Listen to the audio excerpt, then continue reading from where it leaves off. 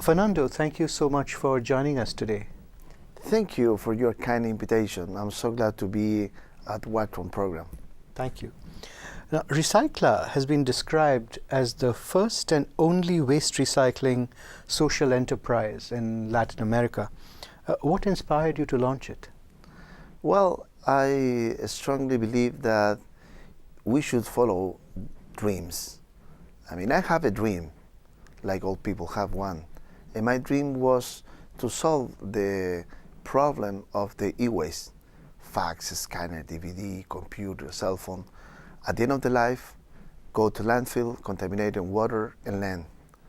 And so for me, one of the beautiful part to be young is to be in a kind of revolutionary. So I want to make my own green revolution. That was my dream. This is why I founded Recycla Chile. How serious is the problem of electronic waste in Chile? Can you give a sense of the dimension of the problem? Of course. And I would say Chile, Latin America, and the world. This is a huge problem. It's unsolved yet.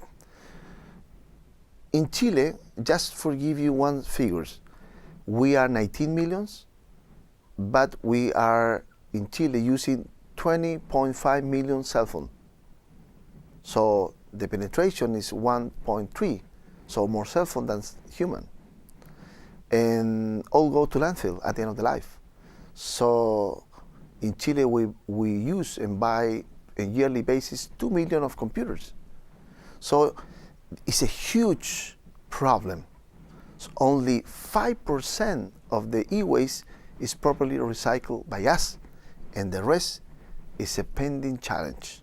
Same happened in Latin America, same happened in Europe and States.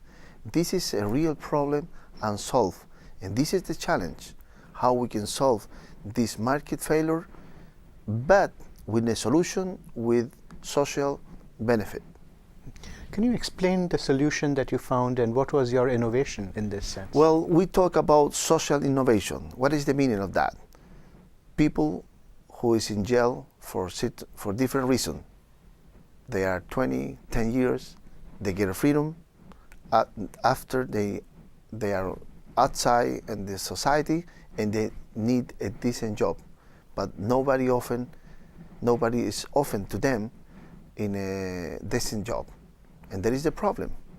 Nobody's considered them to going back to the society. So our social impact is to offer green jobs for ex-inmates, people who was in jail, giving a second chance in their life. I strongly believe that everyone in the society, like you, like me, deserve a second chance in their life. So this is why we are offering a second chance to people that we are recycling behaviors. And for the other side, we are recycling technology. With both, we create the best. And this is our dream. That's a really good way of putting it, that you're recycling electronic products and also giving people a second chance. Can you explain a little bit about the logistics? How does it work? Well, it works. We start in a business model B2B, business to business. My customers are IBM, HP, Canon, I would say original equipment manufacturer. We make a contract, we send a truck, special truck, they pay us a fee for the service. We take it in our facilities, our labor jobs start dismantling, and all the pieces we export to Europe to recover the raw materials. So it's a service. It's in a recycling facilities for the e-waste, the new trash of the century. Now you referred to the fact that you operate this as a social enterprise. Could you explain what would be the difference between the way a conventional recycling business might operate and your experience in running it as a social enterprise? What's the difference? Well, the main difference is the social entrepreneur like me. I belong to the Schwab Foundation of the World Economic Forum, that we want to change the world. And to change the world means in a different way of thinking. It's a normal business side. I go to school in Chile, university, same as worldwide. I had the chance now to be in Wharton Business School, because we want to spread the message. We want to provoke students to change behaviors and to looking for this a new different world.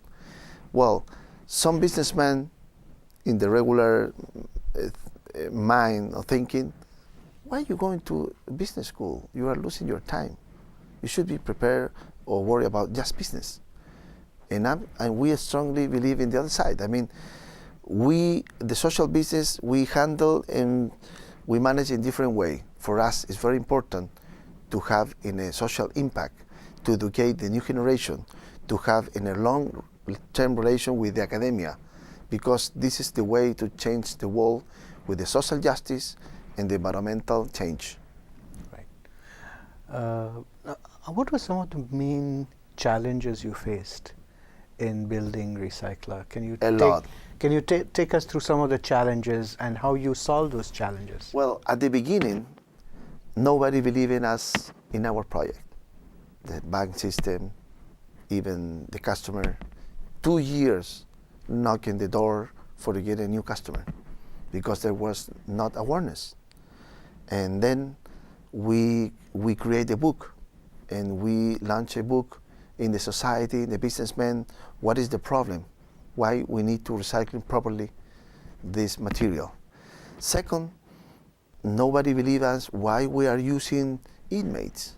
It was something weird on the same place to have 5 or 10 people from the jail. It sound at the beginning something very strange. I have a lot of problems. Almost I went to the jail because I was the leader of the band. So, well, when you make a social innovation or when you make a new issues, always you have problem. But you know why? I would like to talk with the audience that the best thing is to swim against the current. Beautiful kites, you should go up against the winds, and this is the challenge. And what did swimming against the current, what did it teach you that other social entrepreneurs can learn from your experience?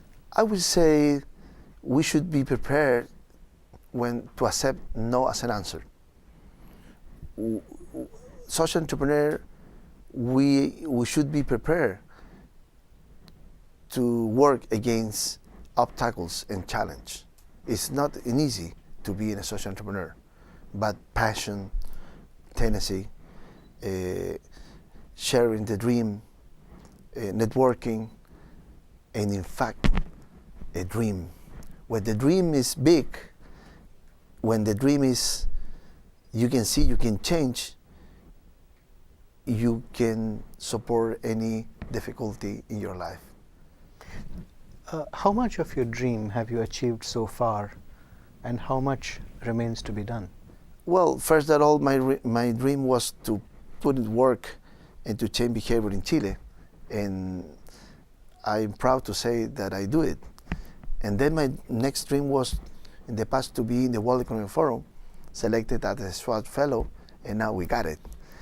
And one dream was to be in Wharton Business School because I was a guest lecturer in Harvard and John Kennedy School and Stanford, but never being one of the best school of the United States.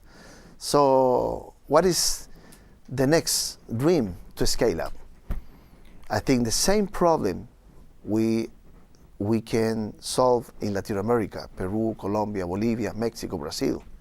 And what about India? What about China? So the dream is big. To what extent does Recycla operate in other countries? Are you still just in Chile? At this stage, just Chile, and we have a national coverage. Mm-hmm. Right. And do you have plans to expand into the rest of Latin America and India, China? Yes, that is a big dream. We have to do that. And because as you know, India alone is adding something like 5 million, 6 million new cell phones every month. Can you imagine that? Totally about 600 million cell phones in India. So well, we can figure out something in India, and then this is why I would like to invite to the student that they can, if they can contact us, visit our website, and we can share the dream with the students. We need talent, and maybe the talent, this is why we are at school too, looking for talent for the challenge. And talking about challenge, let me explain to the audience that what is the World Challenge Initiative. The World Challenge Initiative belongs to Newsweek and BBC of London, where there is a competition, and among 860 initiatives, we were selected between 12 finalists. So we can be the winner. And I would like to invite to the audience to visit the website and to vote for us. Because if you vote for us, you can support our dream and to create green jobs and to fight with the environmental bad practice in our country and probably in the near future in India or in Latin America. So I would like that you can put the link so the audience can vote for that. Yeah, I'm sure our audience will be very happy to support all the efforts that you are making to solve this serious issue and to tackle it.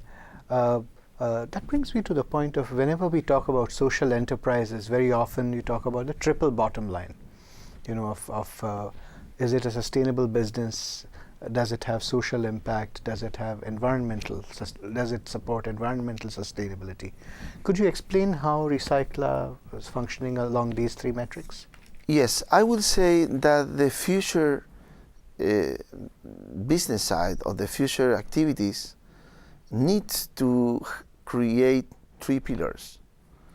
In our case, social impact means including poor people and the base of pyramid to the society, but including a young student from top business school to help us to make the social change. This is the social impact.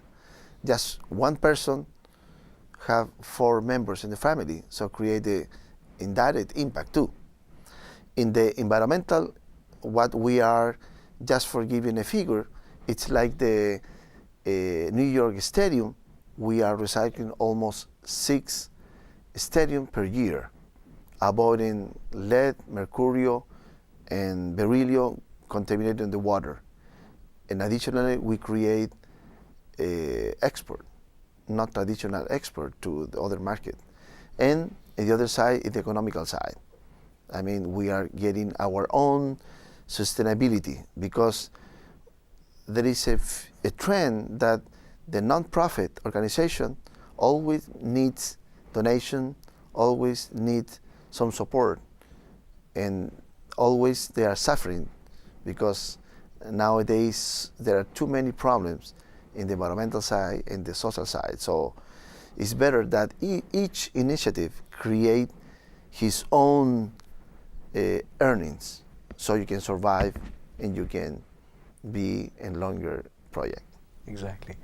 Now, if you were to look back on your career, not just with Recycla, but even before that, what would you consider is the biggest leadership challenge that you have ever faced? And how did you overcome that challenge and what did you learn from it? Well, I think it's a good question. I would say that to have the chance to be listened by the leader of the world, for me, it's been very impressive. And to call the attention for new generation to listen what we are doing is an amazing opportunity too. As I told you before, we solve the problem with passion, tenacity, and not accepting no as an answer. This is the main formula. And well, the new challenge is to scale up. We need to scale up. I think we solved the problem already in Chile, part of them, and probably in the next 5 years we will solve complete the problem. But what's going on with other countries? What kind of new challenges do you anticipate as you scale up? Let's say you expand to other parts of Latin America or to other parts of the world. What sort of new challenges will that create for you, and how do you plan first of all, we need to find in each country partners that love the triple bottom line, because probably in other countries the the people see us Recycla as a business opportunity. Okay, it could be, but it's one pillar. We are looking for local partners that love the social change and environmental protection. Any advice you have for social entrepreneurs based on what you have learned so far? No, I will say that keep dreaming, keep working hard, keep making networking, and keep learning and recycling your ideas every day. That's the main thing that I can say at this stage. Great. And one last question: how do you define success? Well, for me, success, I don't like that word. I mean, I think we are doing some good things every day and bad things too. I don't feel any success on my side. I feel that I have a lot of gap pending, and I have to learn a lot. And I think we're doing part of the job.